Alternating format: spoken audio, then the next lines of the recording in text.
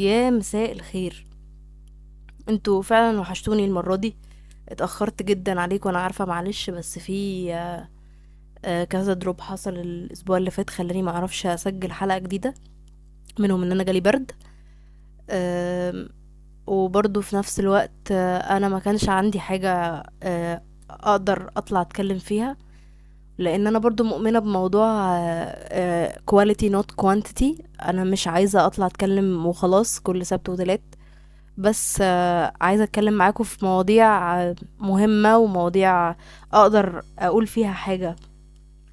موضوع النهاردة كنت عمالة بأجل فيه لان انا مش عايزة اكون في وسط الحلقة تاخد مني منحدر ان انا بتكلم عن اشخاص معينة في حياتي بحد ذاتها. بس رجعت كده قلت لنفسي طب ما يعني اللي عايز ياخد الكلام على نفسه ياخده، واللي عايز يعمل حاجة يعملها يعني. البودكاست بتاعي انا طالعه اعمل فيه اللي انا عايزه اعمله، بس انا هحاول على قد ما اقدر ان أنا اتكلم بالعموم يعني. حلقه النهارده عن الناس اللي بتعيش في دور الضحيه، او هم برضو عندهم متلازمه دور الضحيه. آه، الناس دي ايه اللي بيجرالها او بيعملوا ايه في حياتهم، او ازاي يتخلصوا من الحالة اللي هم فيها دي. ايه هو دور الضحية؟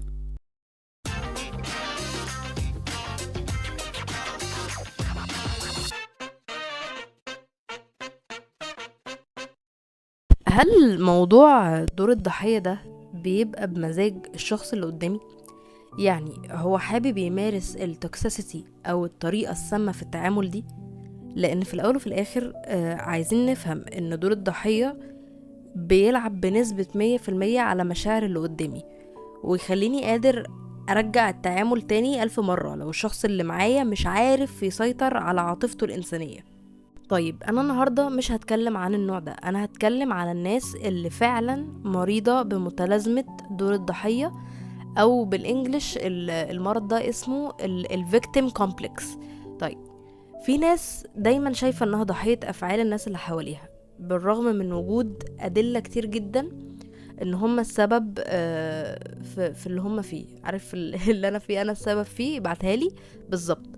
ان هم غلطانين، فهم مش شايفين ان هم ممكن يبقى فيه غلط منهم، او ان هم الحياة اللي هم عايشينها دي هي مبنية عن اختياراتهم هم في الحياة، وعن تجاربهم هم، مش تجارب حد تاني.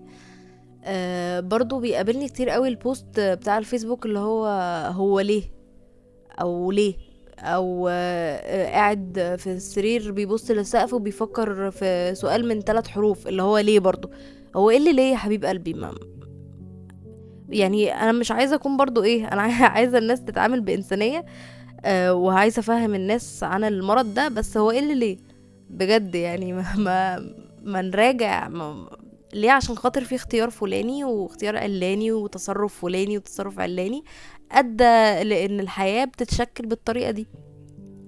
فالناس دي دايما حاسة بتشاؤم وحاسة باكتئاب دايما. بيرفضوا تحمل المسؤولية، وبيفضلوا ان هم يهربوا على ان هم يواجهوا المشكلة. وده مش الطبيعي ان احنا نواجه المشكلة. حتى هقولك، حتى لو هنواجه المشكلة بان احنا نسمع وبس، بس اواجه اخلص الموضوع، مش هفضل ااجل او اهرب او اقول اي حاجة. عمرهم ما بيعترفوا ان هما ممكن يكونوا ولو بنسبة صغيرة جدا ان هما السبب في المشاكل اللي هما فيها. يعني دايما في شماعة. الشماعة دي بقى كانت اهل، كانت صحاب، كانت مرض ما، كانت موقف اتعرضوا له، دايما يبقى في شماعة. مش لازم مش لازم اقول ان السبب اللي انا فيه ده ان انا اصلا اتصرفت تصرف فلاني فبالتالي حصل كذا. لا، هو مفيش الاختيار ده، هو دايما في شماعة. قليل جدا ونادر ان الناس دي تتجاوز او تسامح، وده بسبب النقطة اللي انا لسه قايلاها، ان هم دايما حاطين على الشماعة بتاعت الناس ان هم يعلقوا عليهم غلطاتهم. فانت انت السبب في كل اللي انا فيه، فانا مستحيل ان انا اسامحك، او مستحيل ان انا خلاص كده يعني انا مش هسامحك، او انا مش هتجاوز اللي حصل، او مش هموف اون زي ما الناس بتقول دلوقتي هنموف اون. هو مفيش موفينج اون، انا هفضل طول حياتي قاعد عند النقطة اللي انا اتجرحت فيها دي. المشكلة بقى ان الناس دي معظم الوقت بيحسوا ان كل الناس ضدهم او متآمرين عليهم، وعشان كده هم صعب جدا ان هم يثقوا في حد. والمشكلة الاكبر ان انت لو حاولت تساعدهم، انه هم اغلب الوقت باصين على النص الفاضي من الكوباية، هم مش باصين على ان في جزء كويس. لا، هو الجزء الكويس ده بيتركن، وهنفضل باصين على الجزء الوحش، لانه ليه بقى ما يبقاش كله حلو؟ واقول لك على حاجه، لو كان كله حلو برضه هيفضلوا يبصوا على الحاجه الوحشه برضه. نقديين جدا تجاه الاخرين، يعني قليل لما بيبقى عندهم صحاب فترات طويله، بيبقوا دايما في السريع كده شقلب وقلب. في العلاقات بقى بيعملوا فوضى، يعني غير انه طول الوقت هيبقوا مع شريك حياتهم بيطلبوا مساعدة، وبعد كده الانتقاد بقى هيبقى شغال معاهم على الفاضي وعلى المليان. والمشكلة انه لو هو طلب حل لمشكلته من الطرف الاخر، هو يعني بيرفض الحل خالص. ليه ممكن احل طالما ممكن اقعد ابكي على اللبن المسكوب؟ يعني هما معظم الوقت للاسف هما بيرفضوا الحل، او بيرفضوا ان هم ياخدوا اكشن تجاه المشكلة. يا اما اهرب، يا اما الوم الشخص التاني. فهو بيأذي الطرف التاني، لانه في اوقات بيخليه يحس ان هو ملوش اي لازمة، وفي اوقات تانية بيخليه يحس تجاهه بتعاطف شديد جدا عشان ما يسيبهوش. فالعلاقة بالتالي بتنهار، يا اما العلاقة بتنهار يا اما الشخص التاني اللي معاهم هو اللي بينهار. وهم اوريدي اصلا منهارين، لان هم شايفين ان دايما الدنيا ضدهم. فلانهم في اوقات كمان بقى دي المشكلة الاكبر، لانهم في اوقات بيبقى في مشاكل في حياتهم وعباء كتير، فبيبدأوا يدوروا على اي ارتباط او اي صداقة مع اي حد، حتى لو الشخص ده مش مثالي، بس عشان الفراغ، او نلاقي حد نبقى جنبه خلاص. ومش عايزة اكون بقول حقائق انت مش عايز تسمعها، بس للأسف انت لو عندك 1% من عقلية الضحية، فانت عقلك الباطن بيبقى عارف ان الشخص الفلاني ده هيأذيك وهيعمل فيك مصايب سودا، وبرضو بيخليك تتعامل معاه عشان تشبع رغبة العقلية دي، وتأكد صحة ان العالم فعلا ضدك، وتصدق نفسك وخلاص بقى، يعني انا طلعت صح وفعلا اتأذيت اهو. وللأسف برضو ان الناس دي معظم الوقت حاطين نفسهم في مقارنة مع الناس اللي حواليهم، ودايما هم بالنسبة لهم ان المقارنة بالنسبة لهم خسرانة. يعني دايما الناس اللي حواليا ده ما حصلوش كذا، وده ما عملوش كذا، وانا يمكن كنت هبقى زيه بس انا حصل لي مش عارف ايه. كل ده بيتقال يعني. وعلى فكرة الناس دي مش بتمثل، يعني الشيء المعقد في الحكاية دي كلها ان الناس دي للأسف مش بتمثل، هم فعلا ممكن في الماضي يكونوا تعرضوا لوجع حقيقي، بس زي ما قلنا قبل كده في حلقات تانية ان مش كل الناس بتتعامل مع الوجع بشكل موحد، كل واحد بيتعامل بشكل غير التاني. الناس دي لما بيحصل لها مشكلة، فطريقة المريض بتاع الفيكتيم كومبلكس بتخليه قاعد مكانه، حتى لو عدى يعني 50 سنة. من 50 سنة انت ما عملتش كذا ليه؟ او مثلا انا بعد 50 سنة اهو، ما انتي ما اشتغلتيش ليه؟ اصلا انا وانا صغيرة وقعت على دراعي، فخلاص بقى للأسف ما قبلونيش في كلية هندسة، او اي حاجة بتتقال. بس للأسف الناس دي بتبقى مقتنعة من جواها ان هم صح. فانت تتعامل معاها ازاي؟ الناس دي تتعامل معاها ازاي؟ اتأكد من جواك ان الناس دي مش ضحايا بجد، هم فعلا يعني لو بصيت من كل النواحي اللي حواليهم هم مش ضحايا. طالما انت مش جوه عقلهم هم مش ضحايا، بس هم في عقلهم بس ضحايا. ما تجادلهمش بالمنطق. انا عايزاك في الاول وفي الاخر تدرك ان الشخصية اللي قدامك دي ما عندهاش عقل صحي او عقل انسان عادي. الناس دي دايما شايفة ان هم العالم كله متفق عليهم، فانت ما تتكلمش معاهم بالمنطق. في ناس مع الشخصيات دي بتقرر من الاول كده، والله خلاص صباح الخير يا جاري، انت في حالك وانا في حالي، وانا هقرر ان الناس دي هتمشي. فخلاص انت قررت تبعد، فيستحسن ان ده يبقى في مراحل متقدمة، يعني في الاول في البدري كده في السريع. ولو انت قررت ان انت تقعد بس تساعده،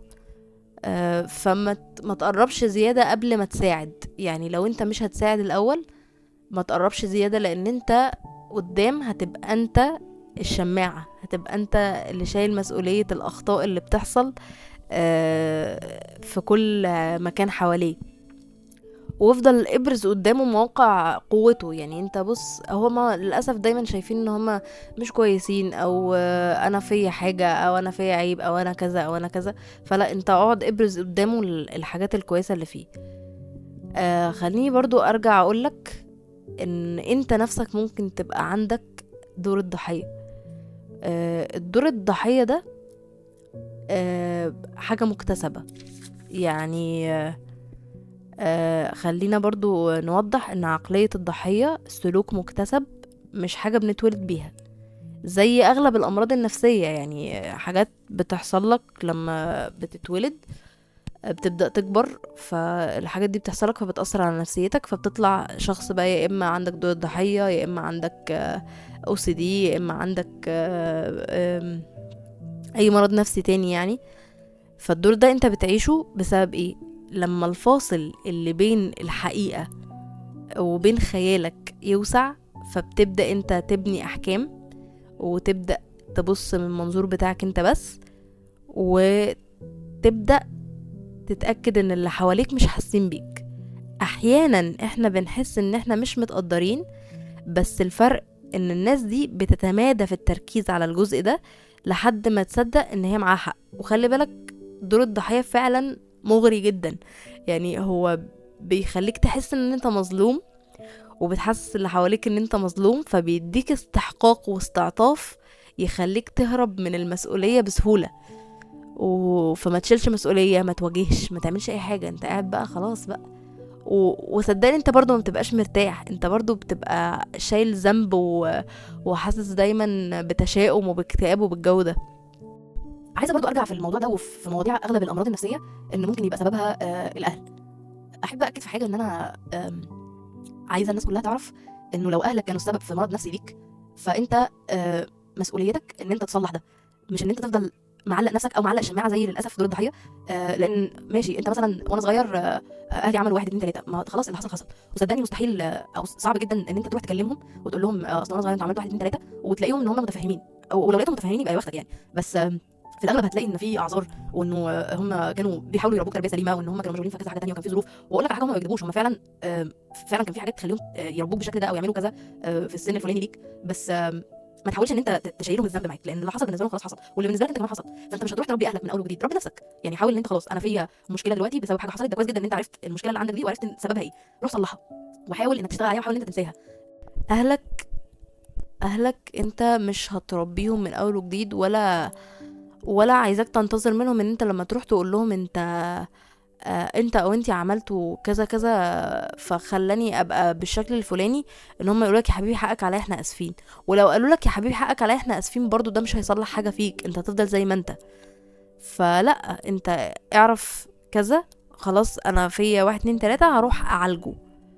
واهلي انا هحاول ان انا بعد كده خلاص، لان هم كده كده خلاص هم بطلوا يعملوا معاك الكلام ده، فانت كبرت. بس اهلنا زمان فعلا كان عندهم حياتهم، وكان عندهم مشاغلهم، وكان عندهم حاجات كتير تخليهم يربونا بالطريقة الفلانية. فانا عايزاك برضو تكون رحيم بيهم، انه الناس دي برضو دي المرة الاولى فيهم ان هم يعيشوا، هم برضو معاشوش قبل كده، وهم برضو الحياة بالنسبة لهم مرة واحدة، وهم برضو ضحوا بحاجات عشان خاطرك. فمش عشان الحتة دي وقعت منهم انا هفضل ماسك في الموضوع ده ومش هشوف بقى اي حاجة غير الاذية اللي انا اتعرضت لها، لان بشكل او باخر كل الناس اتعرضت لاذية من اهلها.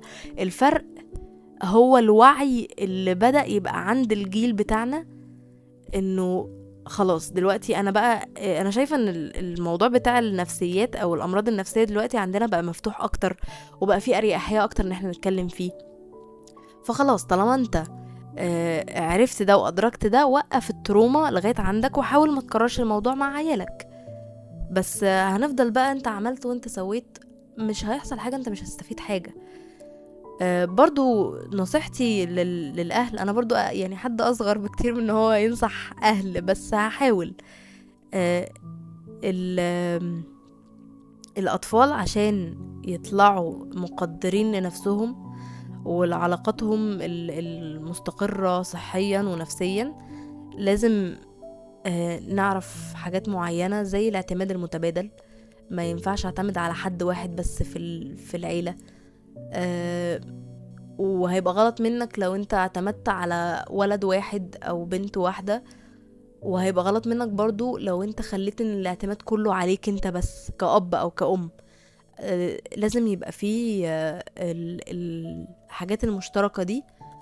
وده انا مش قصدي عليه ماديا، انا قصدي على المهام. يعني انت دورك كذا وانت دورك كذا وانت دورك كذا. ما نخليش ان في صورة واحدة بس منفوخة لشخص واحد من افراد العيلة، كأخ او كابن او كأم، وان هو ده اللي بيعمل كل حاجة. لان انت لو ربيت عيالك ان مثلا اخوهم الكبير هو اللي بيعمل كل حاجة، خلاص اتفرج بقى على العيال التانية او الباقي الاولاد وهم معتمدين عليه بشكل كلي، ويعني الكبير ده بيلغي حياته عشان خاطرهم. وان ما تعتبرش ان ولادك وسيلة ان انت تلبي احتياجاتك. يعني خلي ولادك يعملوا حقيقتهم. مش لازم كل حاجة تبقى زي ما انت نفسك. ممكن واحد منهم حلمه يتوافق مع حلمك، والحمد لله يعني خلاص الامور سلكت في بعضها وانتوا الاتنين وصلتوا لأحلامكم.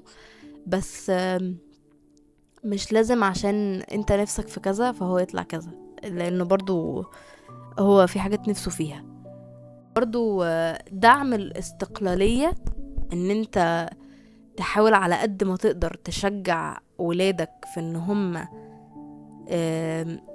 ياخدوا هوية لنفسهم. مش لازم يبقوا شبه اخواتهم، مش لازم يبقوا شبه حد في العيلة، مش لازم نقارنهم بحد، مش لازم حتى يبقوا شبه افكارك. للأسف هو مش لازم يبقوا كده، ممكن يبقوا نسخة من نفسهم، والنسخة دي تطلع احسن من اللي انت نفسك فيه باختلاف بعض النقط. بس مش لازم ت...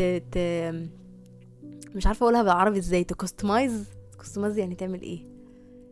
لا اله الا الله. يعني مثلا تشكل الابن على نفس الشكل اللي في دماغك، وادعم جدا استقلاليتهم ان هو خلاص في بعد مرحلة معينة لا انت ابدأ اعتمد على نفسك في كذا وفي كذا وفي كذا، وعندك هواية واهتمامات في كذا اعملها. الحاجات دي كلها هتساعد جدا ان الابن او الطفل اللي انت بتربيه يطلع عنده نوع من انواع السوية النفسية. برضو التواصل الصريح والمباشر حاجة بالنسبة لي كويسة جدا. انا الحمد لله عيلتي برضو فيها حتة ان انا اقدر اتكلم. يعني انا بشوف انه احسن حاجة ان انت تقعد تتناقش وتتكلم. طب في كذا، طب في كذا، طب انت في غلط فلاني عملته، طب في كذا المفروض يتحل. الحاجات دي كلها هتساعدك جدا. والقدرة ان انت يبقى عندك ضبط من النفس والتفكير بعقلانية، والحاجات دي كلها هتساعد قوي. اللي انا احب اقوله بقى كنصيحة للشخص اللي جوه كل واحد فينا، ويمكن جوايا انا ساعات برضو، اللي هو الشخص الضحية، دور الضحية. حربك كلها، الحرب اللي انت فيها كلها ان انت تبقى نسخة احسن من الانسان اللي انت عليه. يعني كلنا عندنا ظروف، الظروف دي بتختلف. حد في سني عنده ظروف اصعب مني 1000 مرة. يمكن احنا الاتنين لما يتقدم بينا العمر ابقى انا في سن تاني، هو مرتاح جدا وانا في مشاكل كتيرة جدا. فهو كلنا ربنا مقسم لنا المشاكل على قد مقدرتنا. بس انت حربك بقى كلها ان انت وسط الظروف دي، ووسط حياتك، ووسط نشأتك، ووسط تربيتك، كل ده انت تحاول بنفسك ان انت تبقى نسخة افضل من نفسك، في ان انت تبطل شفقة على نفسك وتجاهد انك تعالج نفسك، في انك تختار الحاجة الصح مش الحاجة السهلة، وانك تتحمل مسؤوليتك، وانك تربي نفسك من اول وجديد. لانه تربية اهلك علمتك الاساسيات، بس ما بعد الاساسيات اللي انت عرفتها ما تنتظرش ان انت بعد ما خلاص بقى عندك 30 سنة انت نفسك مش هتقدر ان اهلك يربوك من اول وجديد. فلا، ربي نفسك احسن واصلح اخطائك، بدل من ان انت تفضل مشغول من انه ارمي اللوم على حد تاني، او ان انا ابقى مبسوط في معيشة دور الضحية. لان الموضوع ده في المستقبل هيبلعك ويؤدي لأمراض تانية. يعني الأمراض دي بقى جسدية نفسية، هي الاكتئاب كده كده هيجي، والحزن الكتير ده هيجيب مرض وهيعمل كذا وهيعمل كذا وهيعمل كذا. فلا، انت ريح دماغك شوية وابدأ في المواجهة، وخليك برضو عارف ان اللي حصل حصل. انا لو رحت لواحد اذاني في حياتي واديته 100 قلم على وشه، برضه انا مش هستفاد حاجة، ما الجرح هو عدي وسامح وخلي الدنيا تمشي، عشان تستريح انت، مش عشان حد تاني يعني. بس انا كده يعتبر خلصت الحلقة بتاعتي. بعتذر مرة تانية ان انا مش ملتزمة، بس حقيقي انا مش عايزة اقدم حاجة ما اقولش فيها كلام مهم، او كنت طالعة بقول اي حاجة وخلاص عشان املى سكريبت. بس حابة يبقى عندي الموضوع بتاع الكواليتي مش الكوانتيتي زي ما قلت من الاول. انا عايزة حاجة ليها معنى، عايزة اما اقول كلام يبقى كلامي ده محل ثقة للي بيسمعه. وان شاء الله وعدكم ان انا ما اتأخرش تاني. وبأكد عليكم يا جماعة، اكتبولي في الكومنتس لو في مواضيع حابين نتكلم عنها. اشوفكم الحلقة الجاية ان شاء الله، ومع الف سلامة. باي باي.